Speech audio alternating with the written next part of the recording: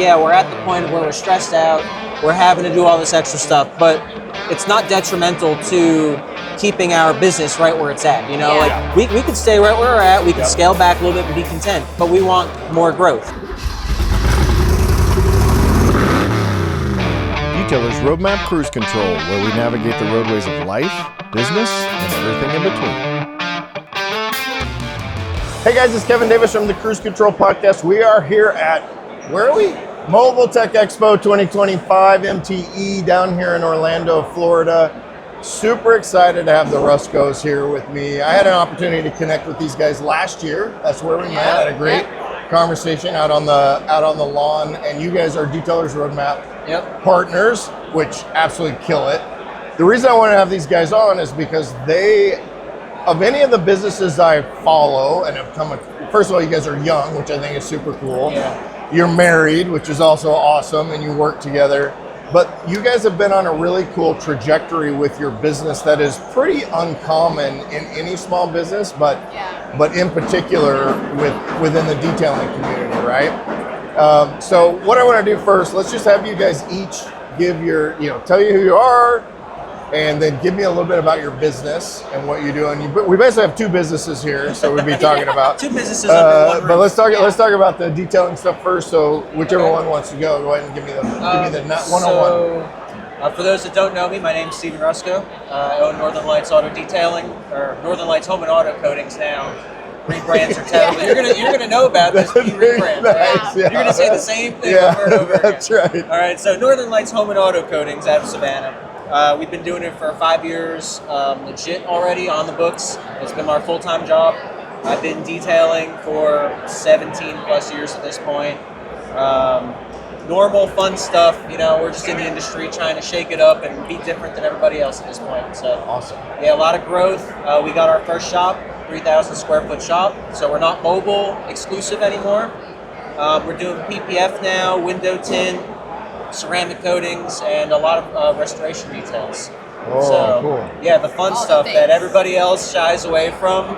We tend to get a lot of those vehicles. I used to do that a lot. I would do a lot of Barrett Jackson. I had a couple of collections that we did Barrett Jackson, Mecum, that kind of stuff. And so, old vets and GTOs and that kind of stuff. So those are fun. It is fun. It's kind of stressful because you're dealing with like older vehicles and you're like, oh God, you're dealing with things that nobody else wants to touch. And you're just like, I really don't want to make this look worse, A lot of those, it's hard to make them worse. It is. It is. My fear is like when somebody brings in a car that has no clear coat and they're like, make this look better. You have to try a little bit. What color wrap do you want? Exactly. Listen, your paint's kind of flaking. Maybe we should just sand it all down and throw a color. Start over. Yeah. And you work within the business, but then you also do your own business, right? So tell me about that. So I'm Brittney Ruscoe, and I started part-time with Steven. Came on full-time like 4 years ago, doing sales now, all of our social media management, all of our videos, and then I started doing my own business, so doing stuff for other people. Which is awesome, because you learned all the tricks of the trade that you're doing, and then you turn around and help other businesses do the same. I got to mess up on our stuff and practice. I love it. I know with, and either one of you can tackle this, but one of the things we talked about that you guys have been on kind of this explosive trajectory for growth, but what I think in the industry people get really screwed up on is like, you just said, we've been in business for 5 years and we finally have a shop, right? Yeah. And a lot of times people are like, well, I'm in my 3rd year, I just got my 27,000 square foot shop, and like, because it's this, but one thing, and we've had this conversation before, it's this deliberate approach to grow. Both of you got to talk about that and kind of see, just what I want to do is I want to help the guys out there that are thinking about, certainly, I've got 4,000 square feet now, it's more than I need, but I feel like I need a bigger shop. So walk me through that progression. I think for me personally, the big progression is I want to scale sustainably.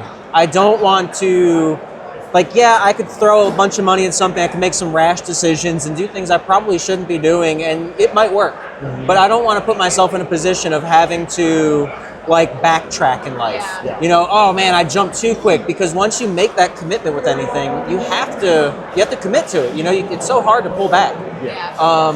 So when we went from doing mobile stuff exclusive, I wanted to get to a point where, like, in order for me to hire somebody else, I had to be maxed out. I couldn't do any more than what I was doing at that moment. And we hit that point and we move on. And then you grow the crew a little bit, and now we're like, all right, I think a shop is in line, you know, for our future. Well, let's max out mobile to where we can't do any more, and we have to get a shop to offer better services to increase our revenue. So that was the progression, you know, like I do it until I can't sustain it anymore, and then I make the jump. We get to a breaking point where we are just stressed out. We're like, this is it. We're about to hire a salesperson. Yeah, we're there right now again. Yeah. We're at that point again. Let's move this mic up just slightly. Oh, shoot. Yeah, if you... it slides down. It's good. You're good. Good? Yeah. Okay. So with that, I'm curious, would you do it? So there's this whole reactivity versus proactivity thing, and I think that you guys are slightly on the reactive side of that when you talk about we're super stressed out, so we know that we do that. Would you recommend like doing it one step earlier? Like is it possible? He's going to say no. Is it possible to do that, or does it, and this is not a loaded question. No, for sure. But is it possible to do that before it gets to be, all right, we absolutely have to do this within 2 weeks or we're screwed? Well, you know?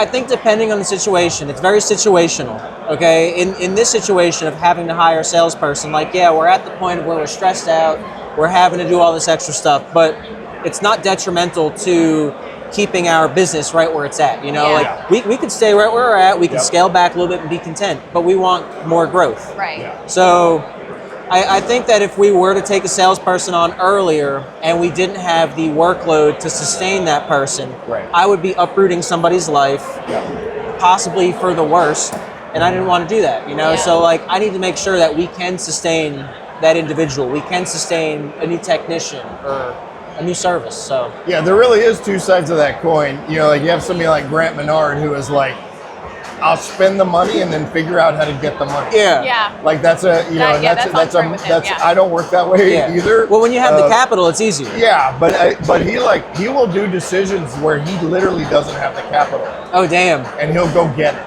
Damn. Like he figures out how to do it. Yeah. I mean, he's an amazing sales guy. He's a freak though. He's not a normal person. He's a freak. But he has the systems in the backing to do that. But I love the idea of being more deliberate about that, because to your point, you're stressed, but it's not like this is ruining our business. Exactly. Right? So we want to make sure that we have that. And are there metrics, and we'll use this fancy KPIs, right? Use the key performance indexes. Like how do you metric that out to make that determination? Man, I knew we were going to talk about numbers. I Has knew Brittney yelled at me 8 times today or 12? Right? Like this is how I know. Man. We're very unorthodox. Yeah. You know? So I know the numbers and everything that make the business move forward. I know when I'm making money, I know when I'm spending money, the important stuff, okay? All the extra metrics that a lot of people know, we don't know. Okay. I kind of just look at things as a bigger picture. Like that's my thing. I look at it as a bigger picture and I go, okay, well, if we're moving in this direction, I need to take some stuff from here and put it here to sustain the growth here. This might not be an area that I care about anymore, i.e. window film. Yeah. I put a bunch of money into growing my window film, did this, that, and the other. It didn't go anywhere. Yeah. All right? Nowhere. I'm like, well, let's just take some of these efforts, let's reinvest into PPF. Explosion. Nice. Just like that. And now I'm at the point where I'm like, okay, well, I'm working 60 hours a week now, which is ridiculous. I need a PPF guy. So, we're playing that game. Like I look at it, big picture, and go, I need to make a change now. Yeah. But it's not reactive because I'm thinking about getting to this point to begin with. Does that make sense? Yeah. And are you geared that same way to where it's like, I'm okay not seeing all these individual numbers? That works really well. I'm not a numbers girl, so I'm with him on that. Yeah. I like that. Why do you think people in the industry or any small business get so you're growth minded, but in a way that you are growth minded and you said sustainable way. And I feel like so many people are like, well, Grant Menard does 8 figures. I need to do 8 figures. And I currently make $6,000 a month. You know, it's like, that's like a big ass leap, right? It Yeah, is. it is. Why do you think that is, and how has your mentality developed differently so that you can do that sustained growth? So we stopped focusing on competition. We really we honed in on what we're good at. We like our family dynamic. We post about a lot, and that's really worked well for us. Yeah, it has. I mean, I think really just stepping back and not focusing on other people and what other people are doing helped us keep a steady growth this whole time. Because keeping up with the Joneses. If I go out and get a Corvette and you're driving in a Honda Civic and you're my neighbor, you're gonna be like, oh damn, I want that. But what are you going to do? You're going to make some dumb decisions that you don't need to be making at that time to keep up with whoever you're looking up to at that point. Yeah. And I'll be envious of your New Balances and jorts. Hell yeah. And Corvette. Hell yeah. Yes. Man, I still have to get those white New Balances. Oh, I'm slacking. I really am slacking, man. But I really, so how long you guys been married? Oh God, that's you. We've been together 17 years in March. Married for like 9, almost. Yeah. And you work together every day. Yeah. How does that dynamic work? I mean, obviously you guys are really well aligned. Like Michelle and I will be 30 years in July.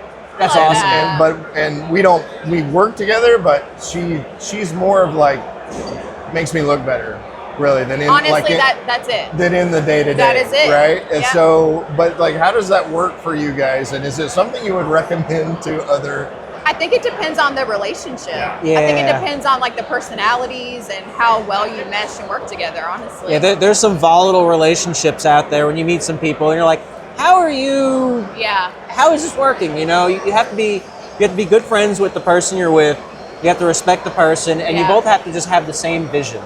You don't have to Yeah. have the same like ideals and same like mannerisms and everything. As long as you share the same goal Yeah. and you get along like your best friends, it's easy.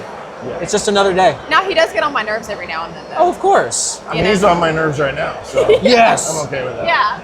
I love it. Try every day. Every single day. But So what primarily service? So you're doing PPF detailing and the window tint. I wanted to ask, is the window film? Was that the windshield film?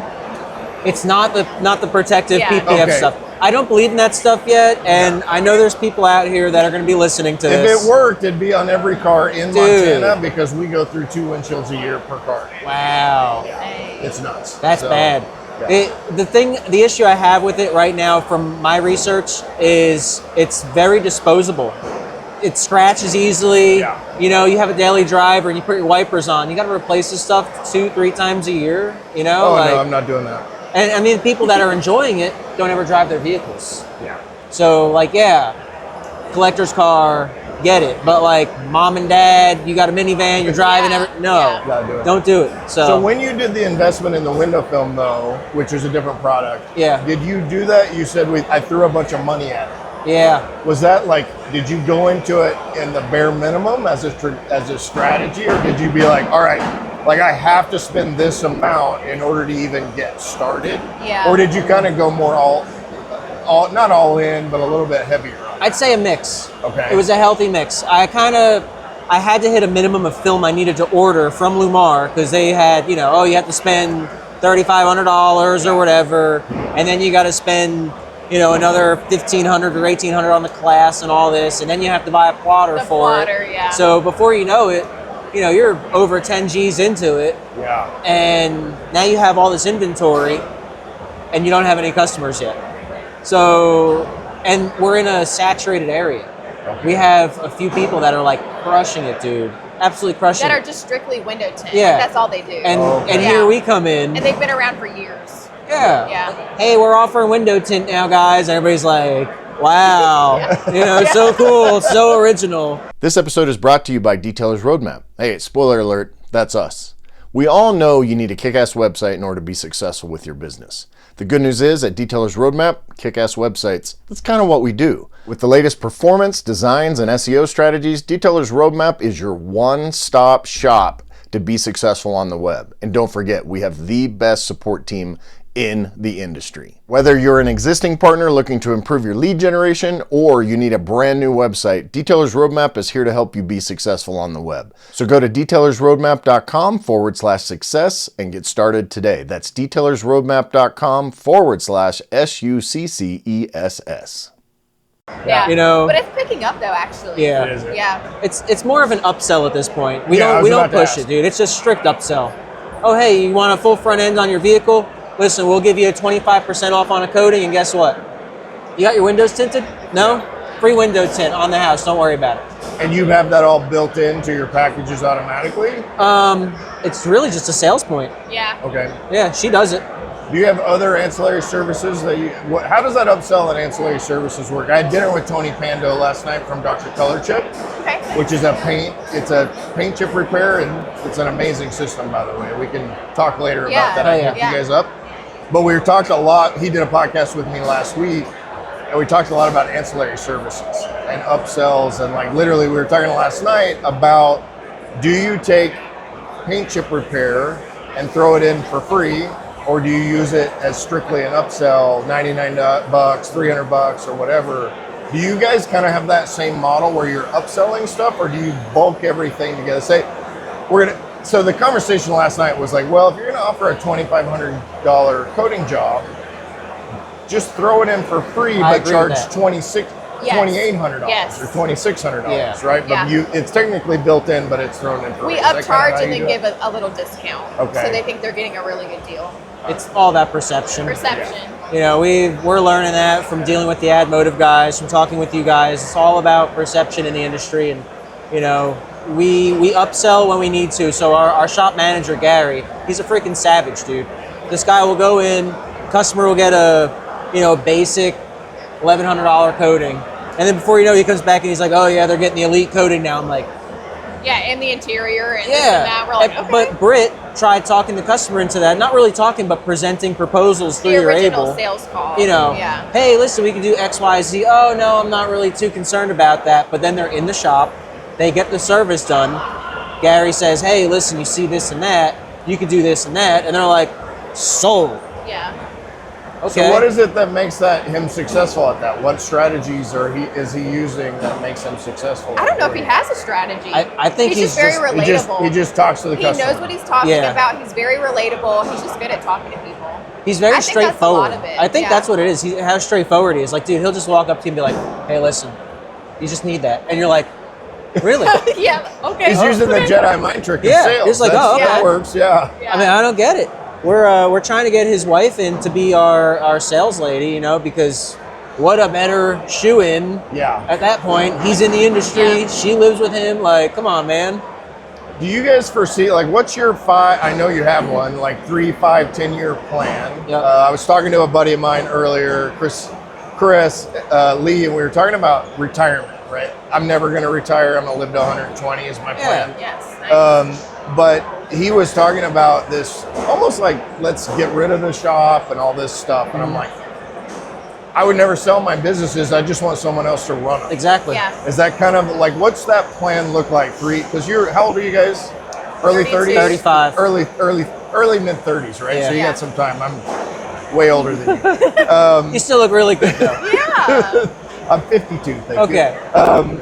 But like what is that plan, and how does that look for you guys? And one of the things that I always talk about is you don't waste your life building a business, but use your business to build a life. Yeah. And one of the things I really respect and admire about you guys is I can see it looking from the outside that's a real philosophy for you guys. So I'd love for you to talk about that, because I want to encourage the people that are listening and watching Certainly. this that really, you can, just because you're in your 30s doesn't mean you have to be this 60, 80 hour a week. Right. Don't see my kids, have a Yeah. terrible Like, relationship. who wants that? kind of thing, Nobody right? wants that. Yeah. The people that want that are psychos. That's ridiculous. I mean, anybody out there that just loves the grind, I mean, keep at it, you know, Yeah, but yeah. that's not the way it should be, in my opinion. I don't know. I really think like the big thing for us with kind of just keeping everything, how do I say this? We don't want to work for the business We want the business to work for us, and by getting us to that point, I think the thing that we've had to really keep in mind is everybody's time is valuable, you know? Yeah. And man, I don't know, I had a brain fart for a second. Oh God, it happened. I think we're trying to build we're trying to build our team and find the right people that feel like family. Like literally Gary and his wife could essentially be us. Okay. Like Gary's been in the industry. His wife was in like internet sales. She came from dealerships, the same background that I have. Like we're trying to find the right people to where we don't have to work for our business anymore. You need a team. A team is very important. I think they need to be family. Yeah. Like, you know? Yeah, don't just hire some random guy that's like, oh yeah, you know, I've been doing this for 10, 15 years. Okay, he's a good fit. No, take him out to lunch, Get to know him, hang out with him a little bit. Because like, if I got to see your face every day and you're going to represent my business, I need to make sure that we are on the same page. Yeah. You want growth, you want to grow, and you want to be big and everything. Well, I do too. Let's get there together. Yeah. I had a really successful mentor of mine teach me one thing: rising tide raises all ships. Mm-hmm. If you get the right group of people together, you will all come up together. Yeah. You mentioned what's our goal for 3 to 5 years. Yeah. Okay. We are in a goal right now. Before I turned 36, I wanted to have $1 million in revenue. We are projecting to hopefully hit that number this year, if not blow it out of the water. Nice. Yeah. That's what we're looking at. I'll be 36 in December. So this was my goal for the last 3 to 5 years already, was to hit $1 million before I'm 36. Yeah. So it's only $83,333.33 a month. it's not that bad. It's really not that bad if you think about it. I mean, you know, The numbers. but like it's really easy to get there if you do it the right way. Yeah, it is. You know, it's the team. It takes a team to make $1 million. You won't You're do not it getting solo. there on your own, yeah. No, you just Not at don't. all. What motivates you to that number? Like, why is that number important? These are some of the questions I ask my coaching clients. So, because I like to put you on the spot. I grew up moderately poor. Okay. My family didn't have a lot. My dad finally opened up a business. We finally had some stuff, had a house, money problems our whole life. Yeah. I became an adult, didn't make the right decisions, could barely afford ramen noodles. You know, it was like that. And I just want to see $1 million in revenue, because that, to me, in my head, lets me know that I did a thing. I made it. I did something with my life. Yeah. And what motivates me to get to that number, even more than that, is changing people's lives around me. I like that. If I'm making $1 million in revenue, the guys that are associated with us, they're making over $100,000 a year. Yeah. They're living comfortably. They have time. Because we don't do the 40-hour work week like everybody else. Yeah. Come in, get your job done, go home. Go Yeah. spend time with your family. Go enjoy the life that you were born to live, and not be a wage slave. So that's what motivates us. And that's your saying, like, you guys have the same goal? Or you guys, yeah. you have a different? Okay. Yeah, absolutely. And you guys set, one of the things that Michelle and I do, and other couples, we have like 2025 goals. Okay, what's your So you go 2025 through- goal? We have a bunch. Okay, But a lot of them is grow, like, continue to grow our business, or continue to grow our relationship. So I have 3 goals on my wall. I used to have all these numbers. I said this on one of the podcasts, but I had all these numbers, revenue goals, monthly, this brand, this brand, this brand. My business coach said, erase all that. He watched me on Zoom erase all that. And like, ugh. yeah, and then I wrote, have fun, serve others, Yep. and grow, basically. And so that's a big part of what we're trying to do, is to serve each other. Yep. And then continue to grow I love that. And the money comes. It does. It It's does. funny because the more you concentrate on that, and one of the things I does. picked up on earlier that you said is, I didn't want to hire because I didn't want, you made that impact about the person you hired. Because I think most people would think of it in like, I don't want to waste 50 grand. Yeah. Because, and have it fail. And so that's a really important distinction. And the reason I want to point that out is because I think that what you guys are representing, it's no coincidence that you guys have this trajectory, right? Because your focus and mindset is and I talk a ton about mindset stuff, Yeah. but your focus and mindset is not on it really isn't the $1 million. It's not. It's a byproduct. you know, Alex Ramosi talks about the first time he had $100,000 in his bank account, Yeah. cash, right? Like that was this huge. That's a big thing. This huge number Yeah. for him, and I thought, well, you should probably invest that because that's not earning any money. Go take that. Anyway. Yeah. I'm like, all right, I want to see it for a day and then call my broker. But those numbers help to symbolize, right? Is that kind of how it works for you guys? Yeah. Yeah, it's all about helping people, and I've had conversations with people. Unfortunately, you have to dump people in your life every now and then, and it's just because of different energy and ideals. Yeah. And I recently had to do that with a group of people I've known for 10 years. We were on totally different wavelengths these days, and they're like, well, all you do is think about yourself. Excuse me. Yeah. That's all I do is think about myself. We are not friends anymore, but this is what I've done. So you give them listen, this is what I've done to help people. Oh, well, that's an ego thing. You're literally over here challenging me, saying that I think about myself, and I present you with things that I've done to help other people, but it's an ego thing. Like, it's not an ego thing, man. And I think people need to get off that train and just do it because it makes you feel good and because you're helping others around you. Yeah. If you help others, things get better. Yeah. That's just how it is. Yeah. I went to Rennie's presentation yesterday, and I stood up and talked about the authentic relationships, which is what you're talking about, and then also serve others, right? Like that's a big goal of mine, and that's exactly what you're talking about. Like I don't have to show people how I serve others, but like like in this case, you and I just had this conversation because I know you didn't want to be on camera. But like I want to serve you guys in this little small way as a couple, and be able to tell people about your social media business and your other business, your main business. But like that's a big thing, and you guys are serving me because this is totally edifying for me to see a younger couple who's very successful on the same page and inspiring hopefully other people that are like, hey dude or girl, if you have not seen your spouse in this, it's Friday. Yeah. If you're listening to this on a Tuesday, if last week you didn't see your spouse or your kids because you're, I'm on the grind, you need to examine and see what that looks like. Absolutely. Family time's important. Let's say that again. Family's important. Yeah. And how do you guys do that? Like what kind of steps? I want people to have like, all right, this is how we make this work kind of thing. What kind of things do you, and sometimes it's just natural, but you also have to have like, all right. Well, one thing I actually want to get better about this year is time management. That's a problem for me. Yeah, Britt's terrible with time management. Yeah, I just wing it, but then I'm like stressed a little, but it gets done and it's great. Like it works out. You don't just wing it. It's like last minute winging it. She's like, oh, I got to get this done. Pressure. Dude, we're getting the site revamped. Okay, literally the 16th, the 17th was the deadline. Yeah. The 16th, she's like, oh man, I got to get all these fixers up on the site. Like, but I did it. I did it. It worked. There was a book back in the 90s called The Mythical Man Month, and it talks about, and there's tons of studies on this. I can't remember what the phenomena is called, but basically you will deliver, if you give someone 4 weeks to deliver a task, 4 days or 4 hours for a lot of tasks, they will get it done in any of those 3 options. Yeah. And he sounds like you just like to be in that 4 hours. That's I her. work best. Yeah. That's her.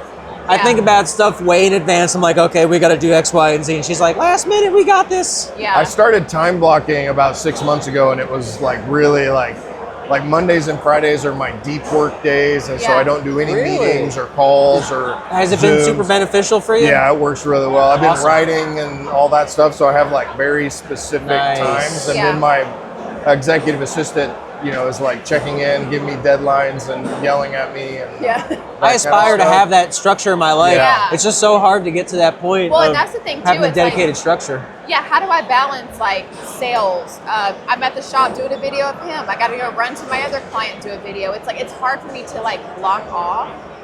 I'm kind of just like running around. Yeah, this is why we need help. Kids. Yeah. Yeah. One hoodlum, one queen hoodlum. She's a handful. How old is she? 3.5. 3.5, yeah. Oh, wow, yeah. It's the Yeah. fun age. Well, when ours got 14 and 15, I sent the 14-year-old to Costa Rica for 6 months, which I highly recommend. Okay. Think about that, plan that, so. See you later. When they turned 15, their heads started spinning around. They were, spitting blood and all. Yep. They were terrible. But Dude. we like them better now. They're 25 and 26. Yeah. What piece? First of all, let's talk about your social media stuff. So, how did that transition from just doing your own stuff? How did you learn that?